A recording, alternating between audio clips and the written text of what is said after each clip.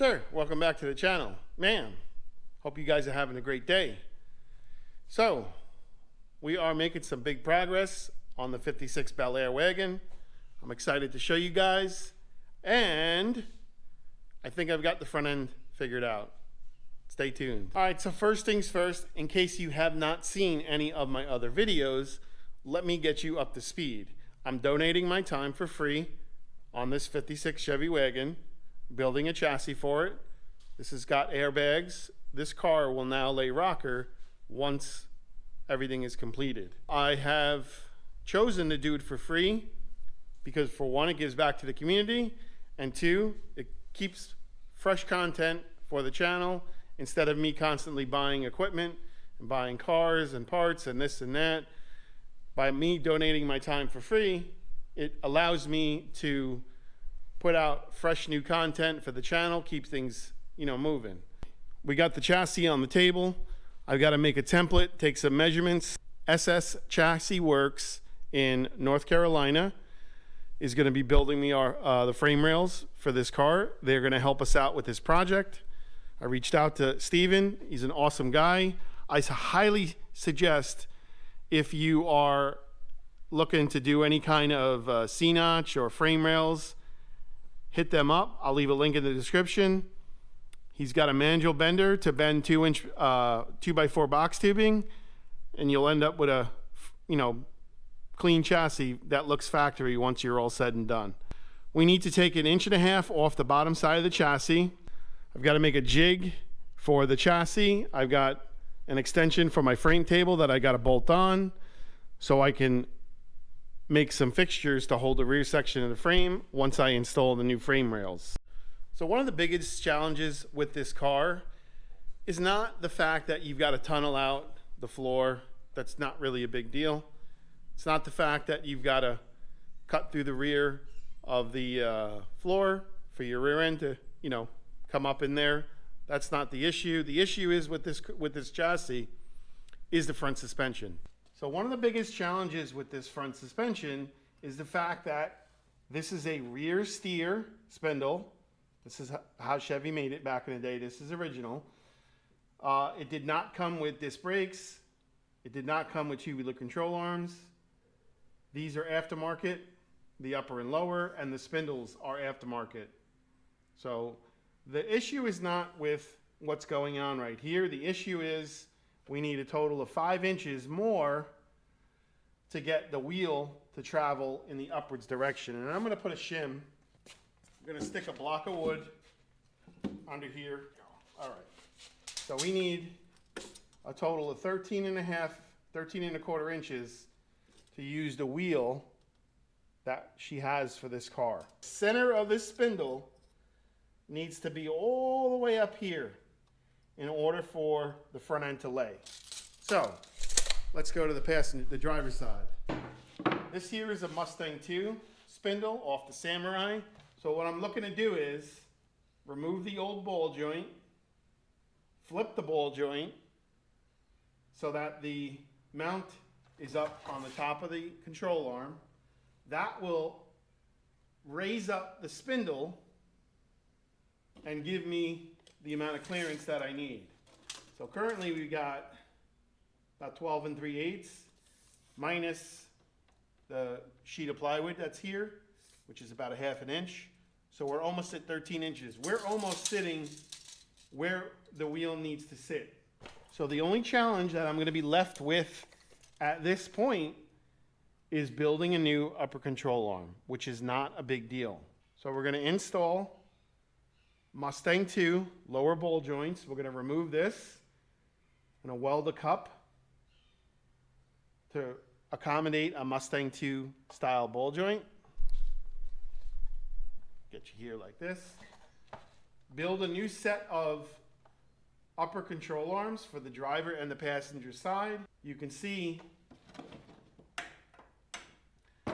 how the spindle is offset. This is giving you your positive caster, which is what you want, but it's not correct for the Mustang 2 style spindle. So with that being said, easy fix. Build a new upper control arm, install lower ball joints off a Mustang 2, install upper ball joints off a Mustang 2, and we should be good. Cut the ends off, the upper control arm, put new ones on, and we should be good to go. The other issue we're going to be faced with, now typically a Mustang 2 spindle is a front steer rack, but I made a phone call to a reputable spindle manufacturer and asked, could you take the passenger side spindle and use it on the driver's side? So in theory, you'll have a rear steer spindle. And he said, yes. I don't see why you couldn't be able to do that. So what we're going to need to do at that point is install a spacer. We might have to move the mount out a little further, install a spacer so that the outer tie rod mates with the spindle. Alrighty, just like to go over a few things.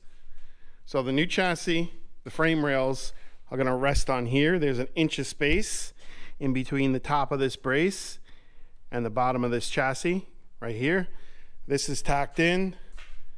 This is tacked in. This holds the frame. This is my guide. The frame is absolutely 100% dead money straight on this table.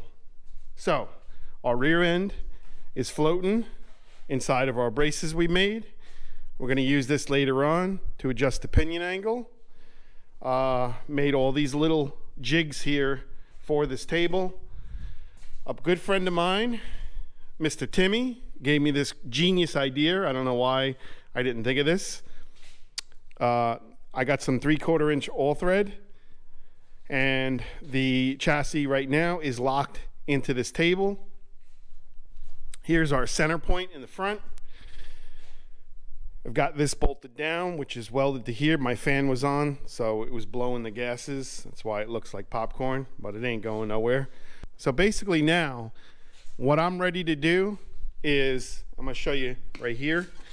We need to cut off the tail of the frame from here, this line, and we need to cut all the way through here on both sides. This is gonna get plated and boxed in, right? These pieces will probably end up flipping, taking this piece for the other side to put it as a cap on the top of the frame, because the new chassis is going to be an inch higher. It's going to be a little bit, it'll be about here, like this. So it'll get fitch plated inside of here. It'll get capped inside of here. I'll probably keep a little piece of this a little longer. I'll cut it here, and then I'll cut it, here, keep this, and I'll use this to cap the inside of the chassis. It's a lot to take in, if you're new to these kind of things. You're like, what on earth? It'll all come together. I promise you, it'll all come together. It'll all start to make sense. The front section of the cross member has to get lowered 1.5 inches. Gonna have to pancake the cross member, which is really not a big deal. We'll have to cut a little bit out of that. I think like 1 inch at most or so. I'm fixing to leave tomorrow to Mexico. I'm gonna take a little vacation with my wife. So I wanna get this video out for tomorrow. We're gonna put some time lapse on, sectionalizing this frame and notching it and such, and getting the back half off of this, this table. So let's get started.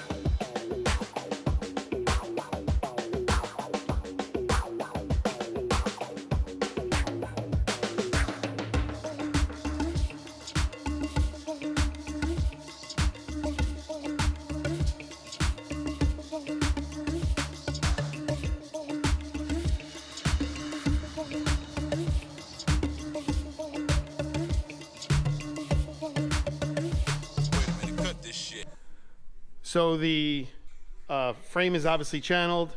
You can see the 2x4 box tubing that I've got sitting on the table here is essentially going to be the new frame rail, not this particular piece, but this will get channeled. This is the original spot where I wanted to cut it. This will be all the way up through here. This will get notched so it slides inside of one another, and then I'll cap this whole thing right here and then cap the bottom, probably reinforce the side. That'll make it nice and strong, and that shit will never come apart. Pie cut the inside of the frame rail so it contours with the new frame rail, and I think we're gonna be golden. So I'm messing around with the original spindle. I flipped the ball joint. We need 13 inches, well, 13 and a half, we'll call it, which is basically half the diameter of the wheel. We've got 13 from the center of the spindle to the plywood, which is really, really nice. I've got to do some poking around and see if this will jive. I might just make some temporary upper control arms. I really don't want to mess with these just yet if I don't have to, but we just need to set the spindle in its correct location, get the caster at, you know, anywhere between 2 and 5 degrees positive, which is essentially like that. You can see how the spindle is cocked back a little bit, and we would probably just need to make a spacer to go from here to the back side of the spindle, which really is not a big deal. We can get Heim's ends and put a spacer inside of here and use like a grade 8 bolt, you know, ream this out in here. I reamed out the spindle because I had to flip the ball joint, just, you know, fooling around. That's what we need right there, man. That is absolutely what we need to get this frame to lay. Trying to keep it on a budget. I do not want to go and spend money unnecessarily because this is not my car. I'll tell you what though, with all seriousness, doing it the way that I'm doing it now is forcing me to think outside the box and think of creative ways to save money. And I'll tell you right now, I am the worst with saving money. I won't think twice to order a set of spindles and have them sitting on the shelf because I didn't need them, or I, you know, didn't return them or something. You know, you learn bad habits. So I think this is going to work really well. I've got some really great ideas for the rear suspension. I am absolutely not using those parallel 4-link bars. I'm more than likely going to do a Watts link. I'll cut them bars up, cut them brackets up. I'll bend up a pivot over the center of the pumpkin and create a Watts link out of all that stuff. I am definitely not using it. And if I've got to use some of my own stuff and bend up some DOM, some 1/2-inch DOM to do trailing arms for this, I am absolutely going to do it. So I want this to be diesel. I want this to be solid. I want this to be strong when it rides down the highway. No issues. That's what I want.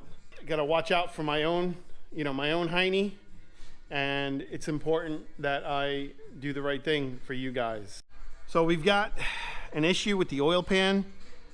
I really do not want to move the engine up, because if I move the engine up, then I've got to move the trans up. We're gonna have to change the oil pan, put a shallow oil pan in it. Right now it is sitting basically almost at 1 degree, the engine and the transmission. So it's pretty much dead on. I've got about 3/4 of an inch of a shim inside of here holding the transmission up, and I like it. So I'm gonna set the rear to 0 degrees. And I might even have a drive shaft out of my son's Bel Air there that I could use temporarily. So we should be good. It should fit. But overall, I'm very happy with how the car is coming out. Going to Mexico tomorrow, taking a vacation with my wife. much needed. So this was booked months and months and months ago. So I'm glad that she booked it because I need to get a break for a week and just clear my head, have some quality time with my wife before I get divorced over all this, craziness. So listen, I've said it before and I'll say it again. Without you, these videos are not possible. That is true and accurate information. Please consider supporting the channel. Smash the thumbs up button. Comment down below. Hey, I like the build. I like what you're doing. Hey, I don't like the build and I don't like what you're doing. What in the hell is the matter with you? It's all good. You're not going to hurt my feelings. I promise you. You're absolutely not going to hurt my feelings. Also, please consider supporting the channel. $2, $5, $10. It's going to go a long way, I promise you. And one day it might be used on a vehicle of yours. It will allow me to continue to do this on a daily basis and pump out quality videos every week. Multiple quality videos. So I'm going to pull the ripcord here. Going to call it. Got to get a haircut, even though I just had one the other day. I'm going to freshen it up. Have a great day, guys. We'll see you soon. Take care.